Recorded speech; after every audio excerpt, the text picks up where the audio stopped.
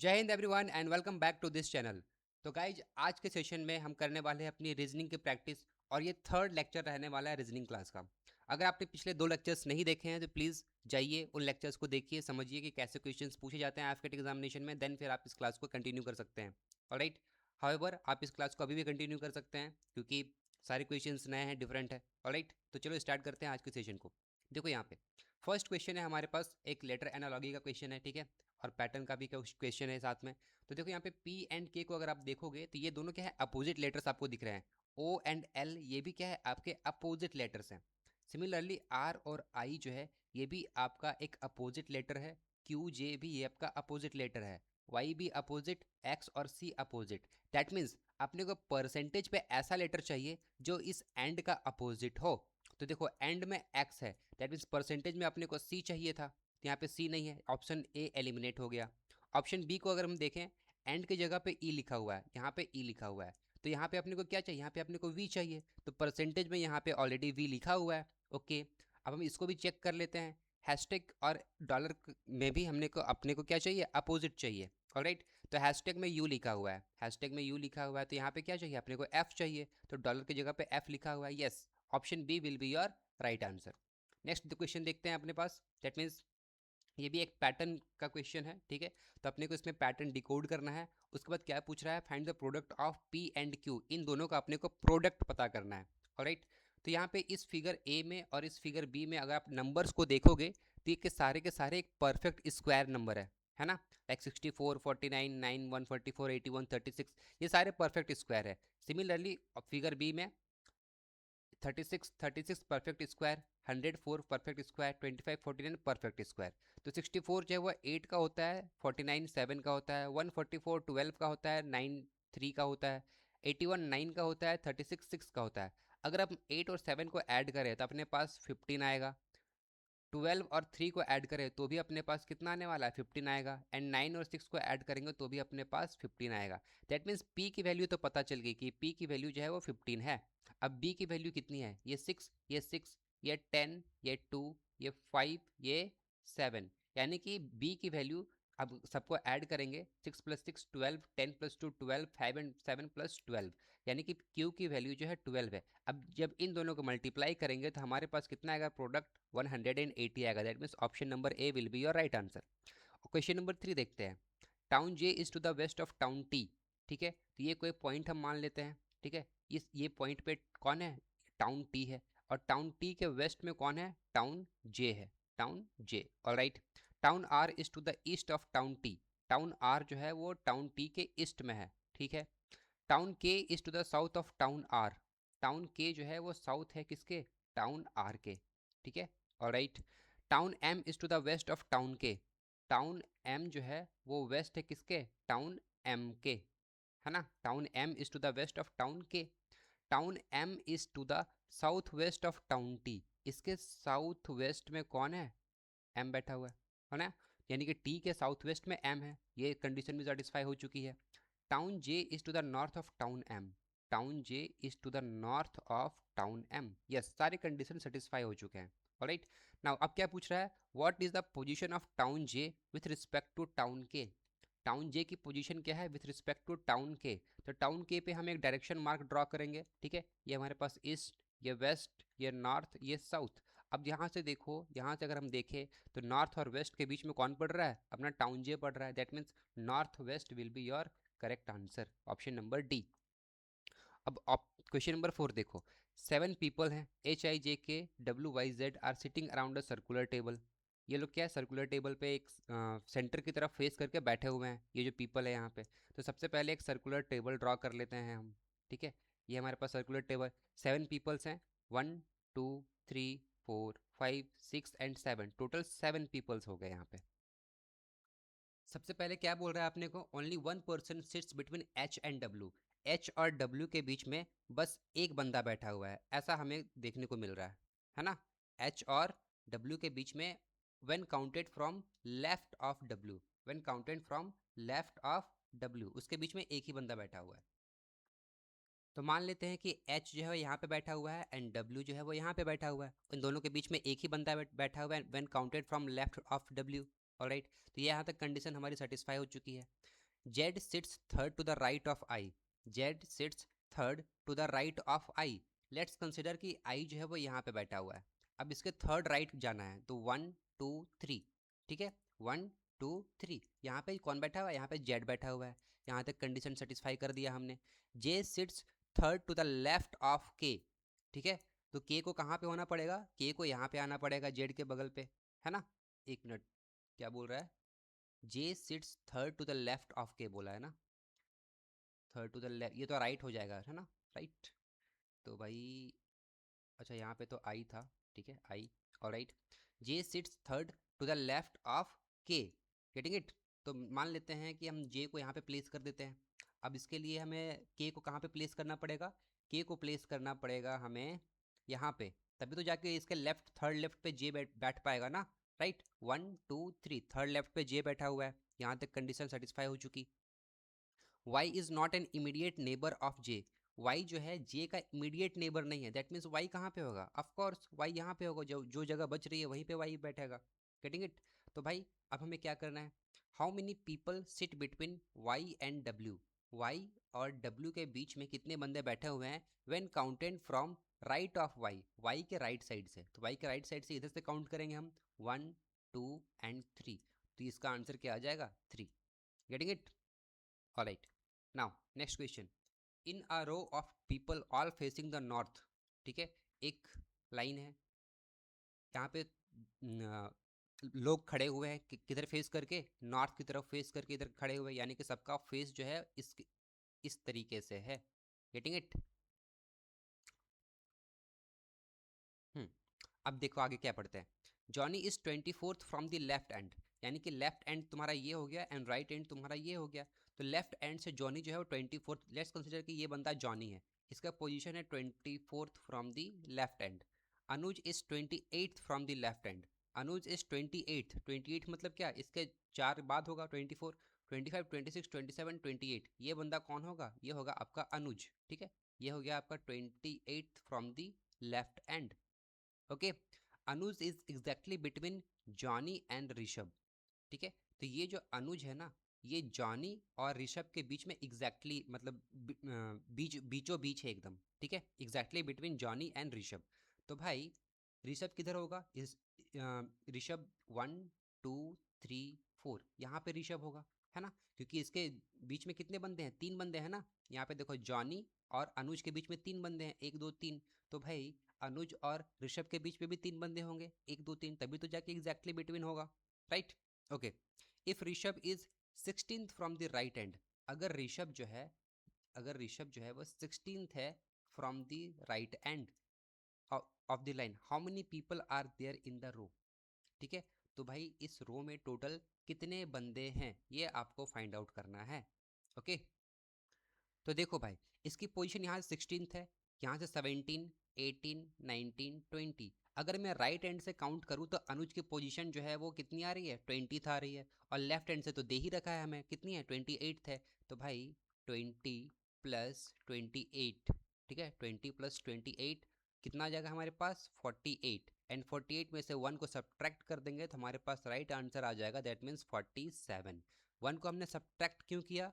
क्योंकि अनुज को हमने डबल काउंट करा था, हमने लेफ्ट हैंड से भी काउंट करा था, हमने राइट हैंड से भी काउंट करा था। तो अनुज तो एक ही है, इसको मैं डबल काउंट क्यों करूंगा? इसीलिए हमने यहाँ पे 1 को माइनस किया, समझे क्या? तो आपका सही आंसर क्या आ जाएगा? 47। नाउ नेक्स्ट क्वेश्चन, इस वेन डायग्राम को पता पढ़ना है एंड हमें इस क्वेश्चन का आंसर करना है।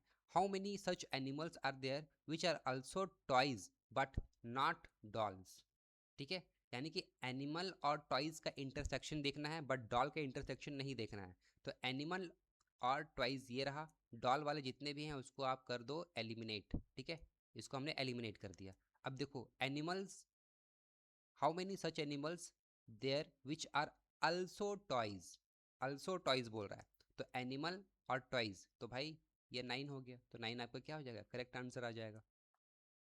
Next, in a certain code language A question mark B means A is the mother of B, ठीक है, A is the mother of B, A exclamation marks B, A is the wife of B, A and B means A is brother of B and A into B means A is the father of B. Okay, then which of the following means Z is the wife's father's mother's wife's father's mother of L. ठीक है, तो ये हो गया L. ठीक है, L की wife जो भी होगी, ठीक है, L की वाइफ सबसे पहले, क्योंकि Z is the wife's father's mother of L. समझ में आया क्या? तो पहले जेल L की वाइफ, उसके बाद वाइफ के फादर, इसके वाइफ के फादर, ये हो गया इसके वाइफ के फादर, उसकी मदर, उसकी मदर, इसके फादर की भी मदर, ये हो गई. समझ में आया क्या? तो भाई इन सब के बीच रिलेशन क्या होना चाहिए अपने को फाइंड आउट करना है. तो हस्बैंड वाइफ के बीच रिलेशन क्या है? A is the wife of B, that means A exclamation marks B, right. तो यहाँ पे एल और जो भी है उसके बीच में हमें एक्सक्लेमेशन मार्क्स देना पड़ेगा, राइट. समझ में आया क्या? एल के साथ हमें एक्सक्लेमेशन मार्क्स देना पड़ेगा, तभी तो जाके इन दोनों के बीच रिलेशन हस्बैंड एंड वाइफ का बन पाएगा, है ना. और उसके बाद ये फादर और ये डॉटर का रिलेशन है, that means A is the father of B, that means इन दोनों के बीच हमें क्या लगाना पड़ेगा, यहाँ पे हमें मल्टीप्लाई लगाना पड़ेगा, ठीक है.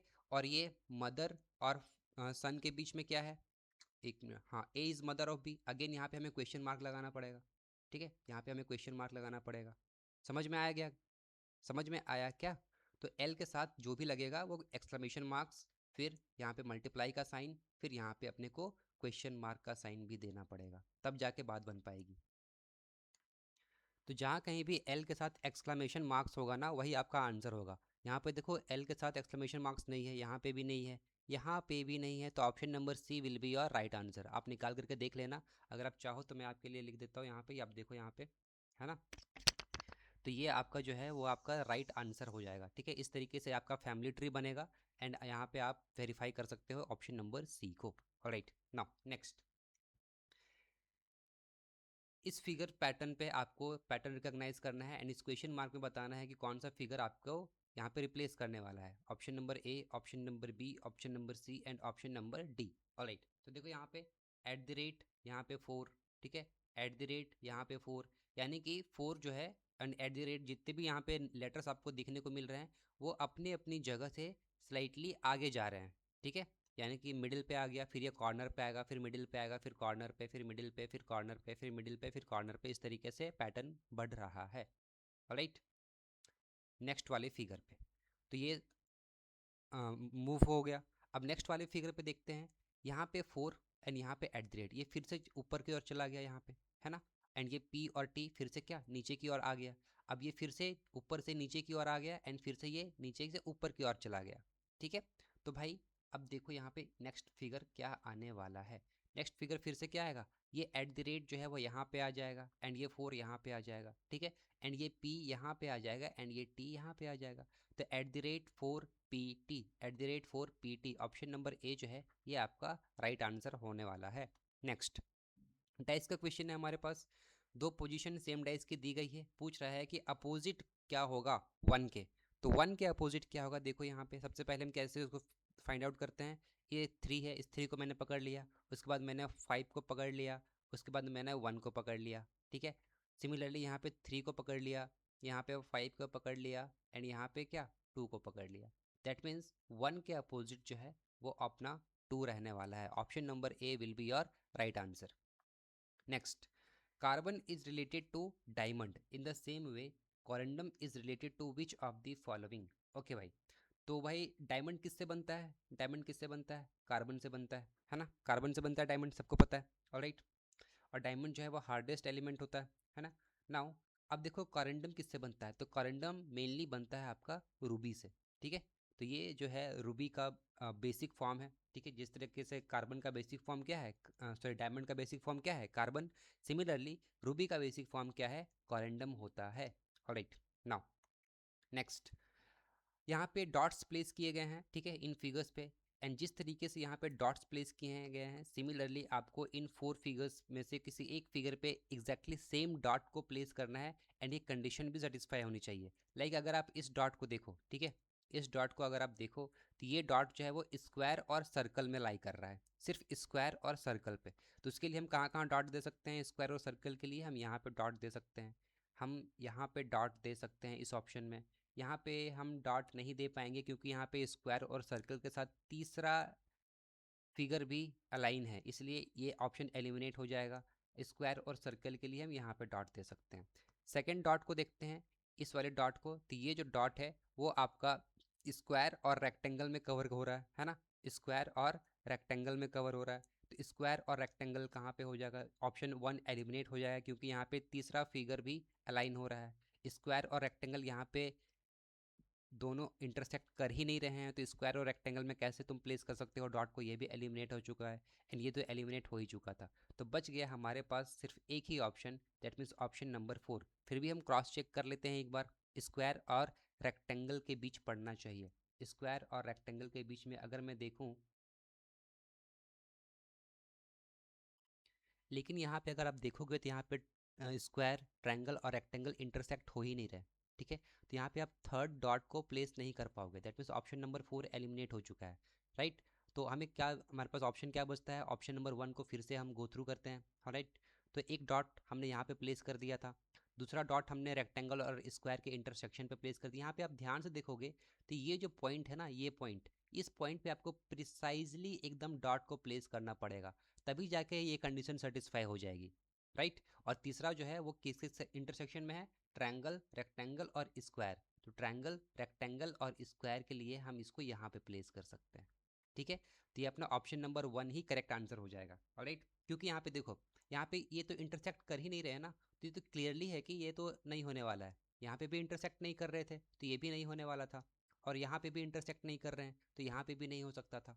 राइट, तो बच गया हमारे पास एक ही option, that means option number 1, है ना। तो इसको थोड़ा सा प्रिसाइजली अगर देखोगे तो ये आपको दिखेगा। ऑलराइट, तो option number 1 is the right answer.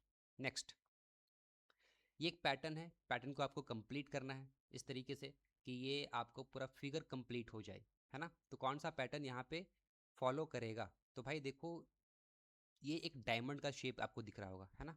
ये एक डायमंड का शेप दिख रहा है, तो यहाँ पे भी अपने को एक डायमंड का शेप बनाना है। ऑलराइट, तो आपको दिख रहा होगा कि ये जो पैटर्न है, ठीक है, ये जो लाइंस का पैटर्न है ये इस तरीके से है। ठीक है, और यहाँ पे ये जस्ट इसके अपोजिट डायरेक्शन में चला जा रहा है, तो यहाँ पे भी इसका जस्ट अपोजिट डायरेक्शन में चला जाएगा। तो जस्ट अपोजिट डायरेक्शन में कहाँ पे देखने को मिल रहा है, आपको ऑप्शन नंबर 2 में देखने को मिल रहा है, ऑप्शन नंबर 3 में देखने को मिल रहा है। ऑप्शन नंबर 4 तो एलिमिनेट हो जाएगा, ऑप्शन नंबर 1 भी एलिमिनेट हो सकता है, फिर भी हम ऑप्शन नंबर 1 को अभी कंसिडर कर रहे हैं। ऑलराइट, अब देखो यहाँ पे इसको मैंने रब कर दिया। अब नेक्स्ट जो है वो, ये जो पोर्शन है, ये जो आपको सेक्शन दिख रहा है, ये बिल्कुल ही छोटा सेक्शन है ना। ये बिल्कुल ही छोटा सेक्शन है, तो छोटा सेक्शन आपको कहाँ पे देखने को मिल रहा है, ऑप्शन नंबर 2 में देखने को मिल रहा है। तो option number 2 is the right answer. Next, which of the following best represent relationship between factory, product and machinery. तो फैक्ट्री, प्रोडक्ट और मशीनरी के बीच में कौन सा रिलेशन होगा, तो भाई एक फैक्ट्री होता है, फैक्ट्री, उसी फैक्ट्री के अंदर प्रोडक्ट्स भी बनते हैं, एंड उसी फैक्ट्री के अंदर आपकी मशीनरीज भी रहती हैं। तो भाई ये इस तरीके का जो यहाँ भी फिगर होगा, that means option number D is your right answer. Next, which of the following correctly defines the relationship between x and y if multiply means divide, divide means plus, plus means minus and minus means multiply। तो भाई पहले तो आपको इन दोनों equations को solve करना पड़ेगा, उसके बाद ऑप्शंस में से देखना पड़ेगा कि कौन सा ऑप्शन फिट बैठ रहा है। ऑलराइट, तो चलो सॉल्व करते हैं। यहाँ पे 80 मल्टीप्लाई का मतलब इसने डिवाइड बता रखा है, तो 80 डिवाइडेड बाई 10। ऑलराइट, उसके बाद फिर डिवाइड का मतलब इसने प्लस बता रखा है, प्लस 5, माइनस का मतलब मल्टीप्लाई बता रखा है, एंड प्लस का मतलब इसने माइनस बता रखा है। ठीक है, इसको हम सॉल्व करते हैं, तो ये हमारे पास 8 आ जाएगा, ये हमारे पास 30 आ जाएगा, माइनस ऑफ 6। तो 30 minus of 6 is equal to 24, and 24 plus of 8 is equals to हो जाएगा हमारे पास 32। ऑलराइट, ओके, अब हम y को सॉल्व करते हैं, ये हमारी x की वैल्यू आ गई।